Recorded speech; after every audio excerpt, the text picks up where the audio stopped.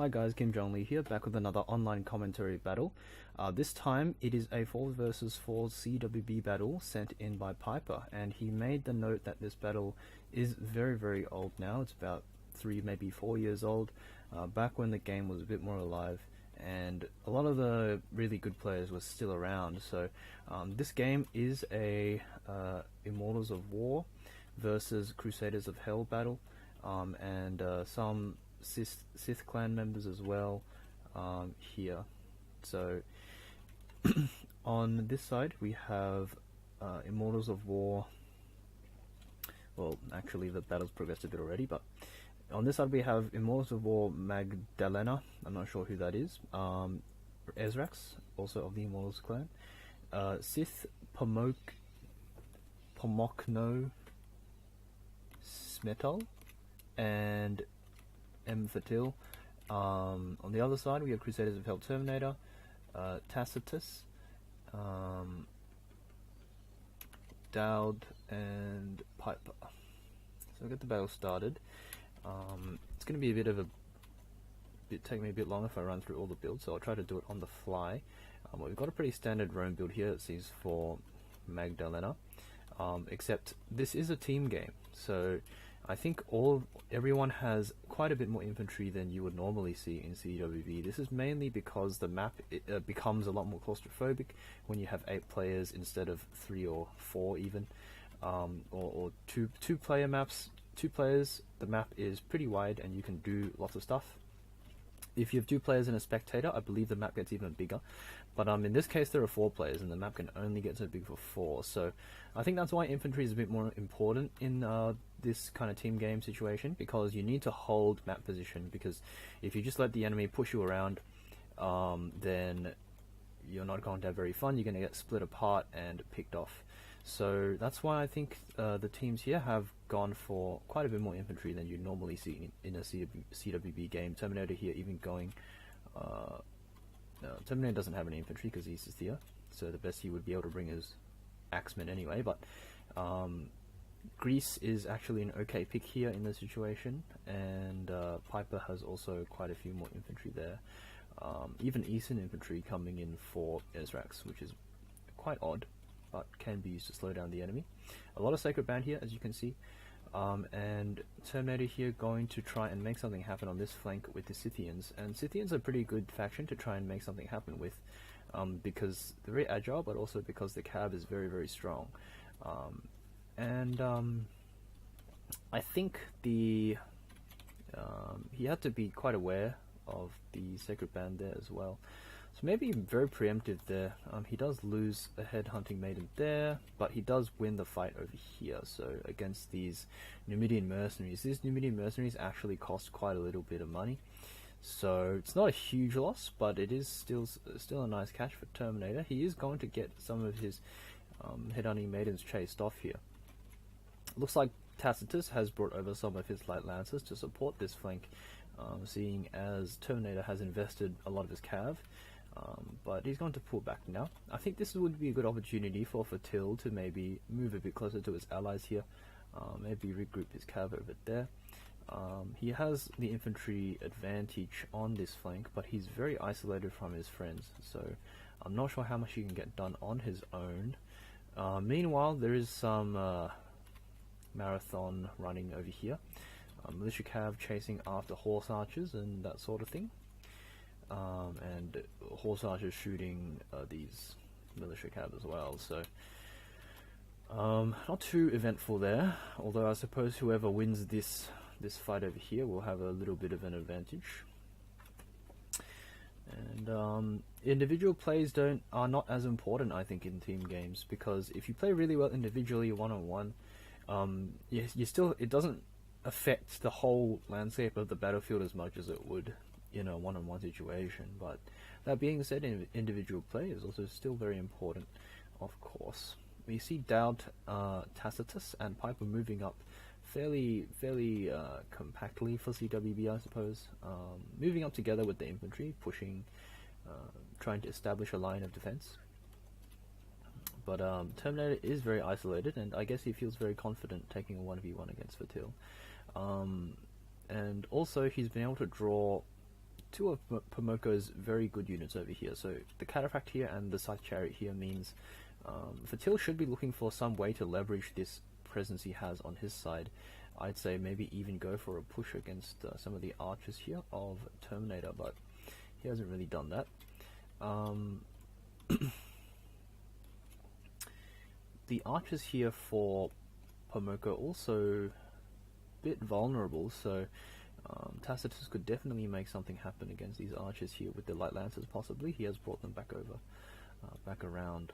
Looks like a lot of the Parthian archers have been pushed back and killed by enemy archers. A lot of Cretans, with very good archers, missiles as well.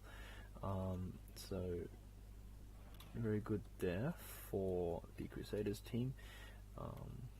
The Seleucid archers are coming in though, so hopefully they'll present somewhat of a challenge to the archers of the Crusaders of Hell team. But the Crusaders of Hell team are synergizing their infantry with their archers very effectively. So what they're doing is they're just shooting the archers, of course, but then they're pushing with the infantry, pushing these archers back, which means that they're going to be out of range of the Cretans, crucially, and also they're going to take damage as they run back. So some nice synergy with Daud and Tacitus there.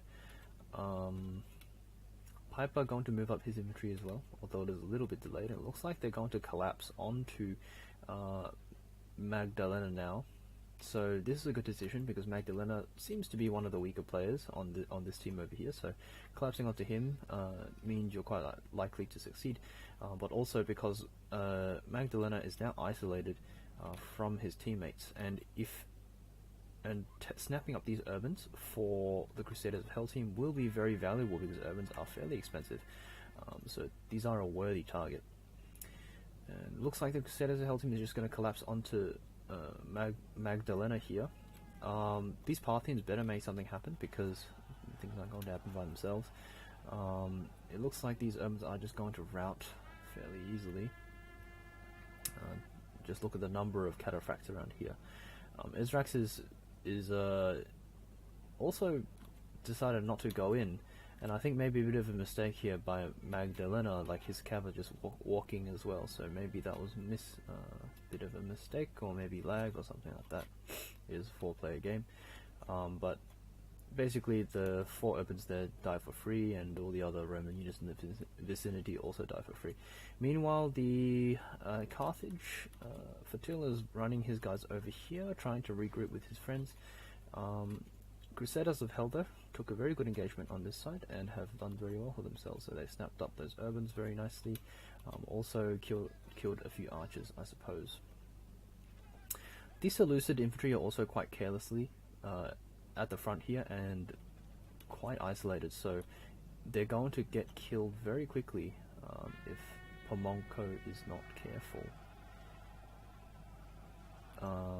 And Magdalena not going to take a very good fight here. This is quite close to a lot of the infantry and also all the enemy cav is around here. Even the light lancers could come in, so very poor choice of fight there, and he loses a lot of cav in that engagement. Esrax now sending in his easy infantry, but they really won't do anything. They just use the infantry. And it's just a lot of chaos in general, but Crusaders of Hell playing the more compact game, pushing with the infantry, the more successful team thus far. The Parthians, in the hands of Esrax, really have not been able to make anything happen with these Parthian units here. These cataphracts haven't really done much in this game, so that is unfortunate for him. These cataphracts are also going to be quite wasted. Very poor communication, I think, on the part of the Immortals / Sith team, because the cav are coming in different intervals. So we saw, some Roman cav come into the front before, and then after they ran away, some Seleucid cav came in, and then now the Parthian cav are coming in and getting caught on the front of these pikes and things. So I think maybe communication issues there. Also maybe not much cooperation was happening. Maybe some people had different ideas of what to do. So unfortunate there, but yeah, this is not going to get anything done.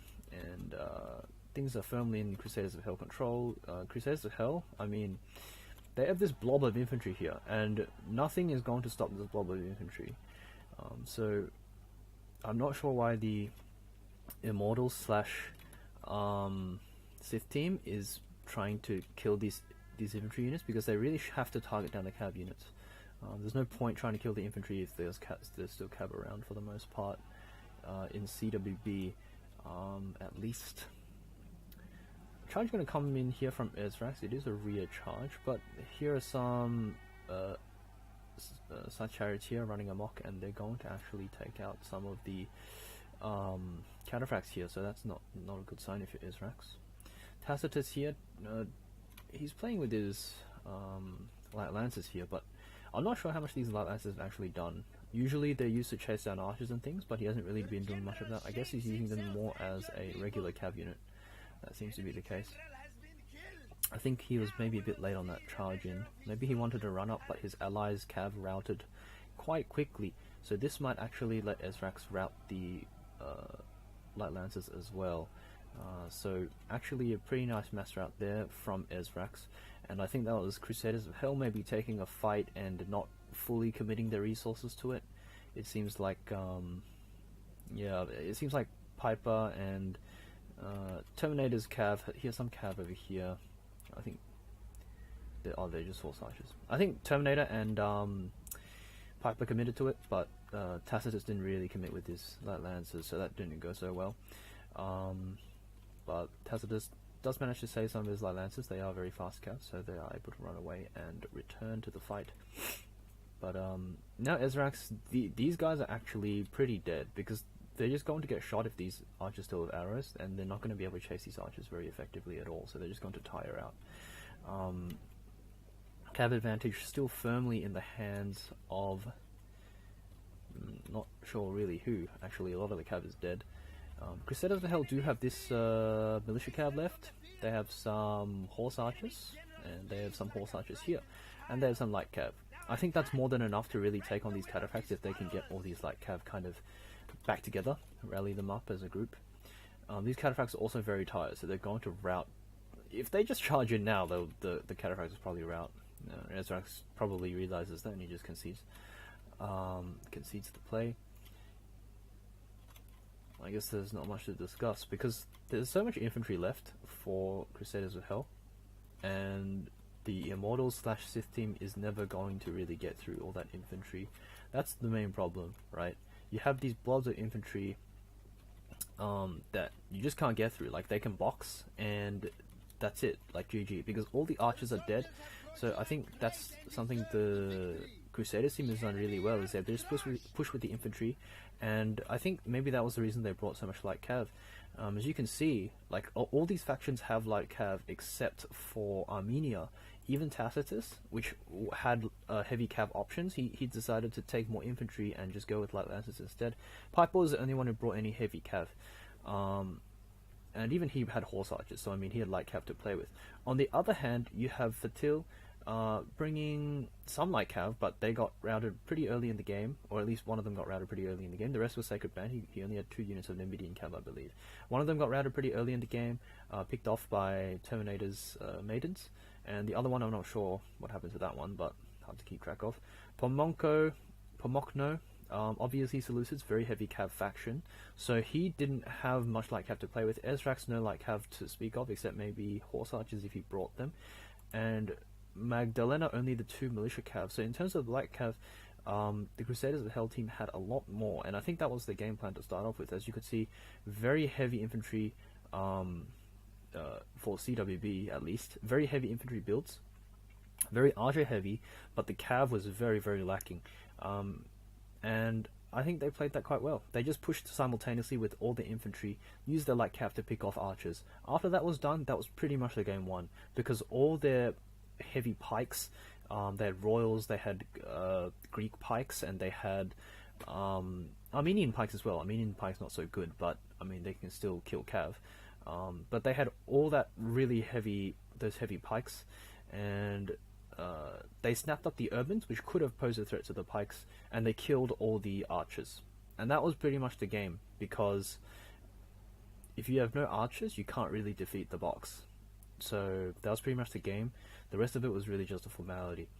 So there you go. I think the Sith / Immortals team in this game had to make something happen with their heavy cav. I think Esrax almost made something happen, almost got the turnaround, but even when he was doing that, he lost a lot of cataphracts in the process. So I mean, that destroyed his endgame potential like infinitely. And obviously, all his archers went down to the enemy archers, and all that sort of thing. So despite all the heavy cav that this team had to play with, they never really made a concerted effort to take really good cav fights. And I think that was in part due to Crusaders not letting them have any good cav fights, because there's so much light cav, they just pranced around the field, killing archers and maybe taking the fights they could win.